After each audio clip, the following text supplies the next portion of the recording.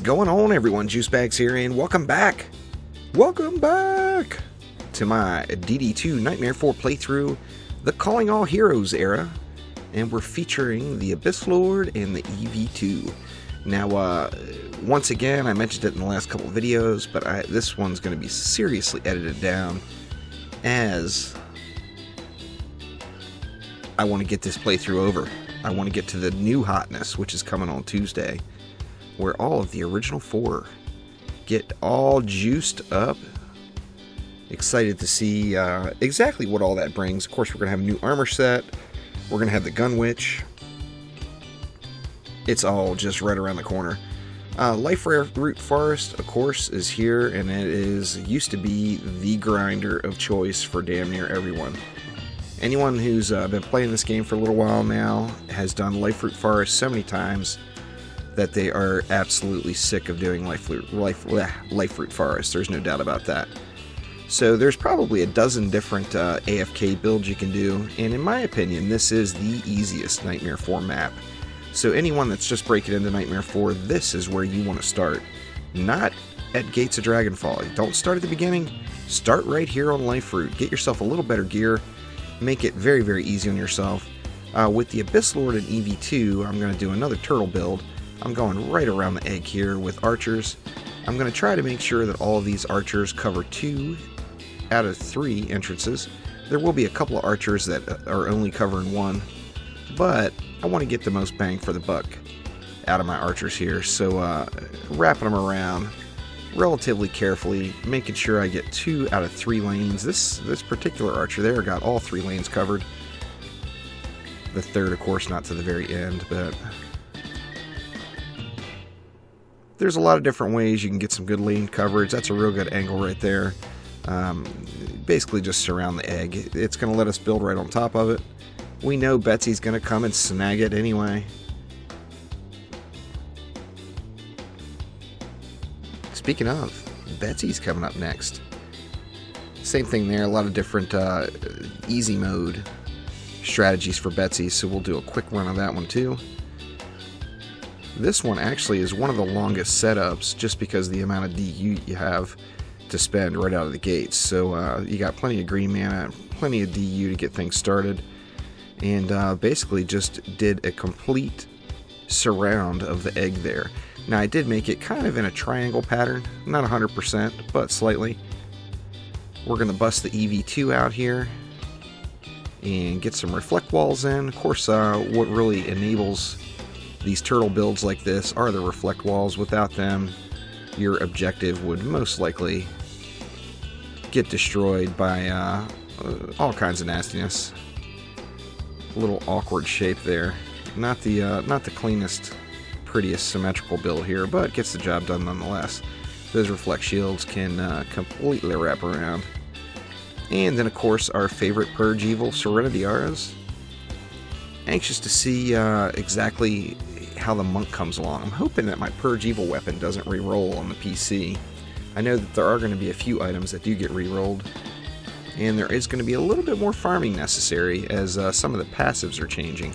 Not going to list them all here, but if you head on over to Trendy's website, they're listed on the forums exactly what passives will be changing. This map, we're going to bring protons back into the mix. Didn't do a whole lot of that of the last couple, but this map, the protons add just an awesome amount of CC that really makes it so nothing has even the slightest chance. I'm going to AFK this one 100%, so I'm not even going to show the waves. We're going to go right from wave, or the setup of wave 1, and jump straight through to the final wave, wave 7. No problems with bosses, no problems with anything. Like I said, this is, in my opinion, the easiest Nightmare 4 map. So those of you breaking into Nightmare 4, everyone constantly asks, every video, where should I go, where should I go, where should I go? Here it is, this is where you should go, Liferoot Forest. This is easy mode. You can find probably at least 4 or 5, maybe even 6 or 7 different builds. A little bit of extra DU left, so just gonna slam in a few more protons just to make things good and ugly right here.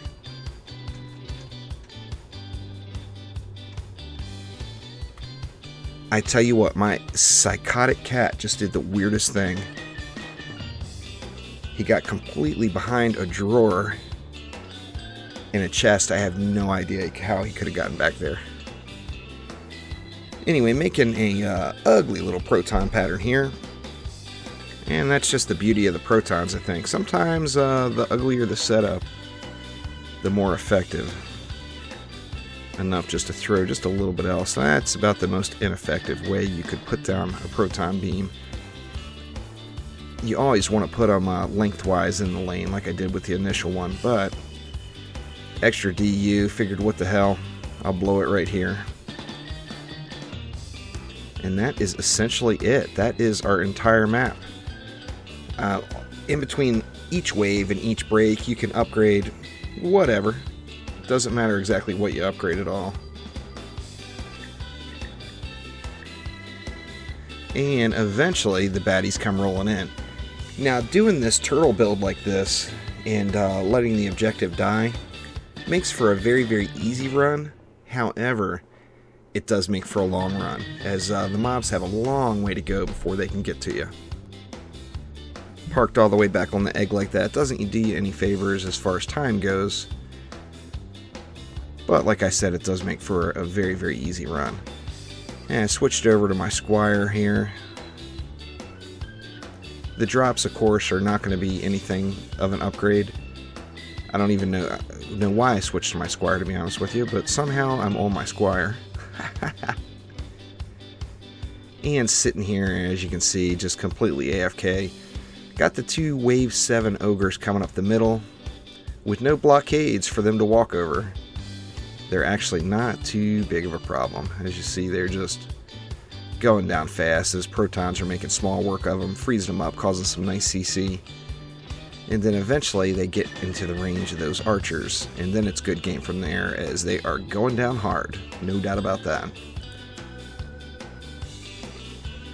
Now, a similar build to this can also be used in Nightmare 4 Incursion, and of course the Nightmare 4 Incursion mode is an Item Power 1000 map, so it will drop 700 loot. Now, of course, with the changes coming next week, I think this map is actually going to drop a special item. I don't remember what it is, but some of the named weapons in the game are being divvied up and assigned to certain maps where that's where they'll drop. Only 40 left, can just ride out the rest up there in complete safety.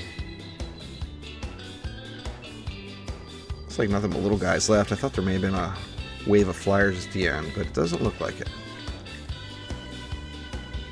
But anyway, Liferoot Forest is the easy map, so piece of cake there. If you've got any sort of gear at all, this map is doable. I've seen it done with cannonballs, I've seen it done with harpoons, seen it done with flamethrowers. It's very easy to do, and you know, like I said, it's the starting point if you're just breaking into Nightmare 4. So that's it for now. Thanks again, and we'll see you soon. It's Betsy's turn.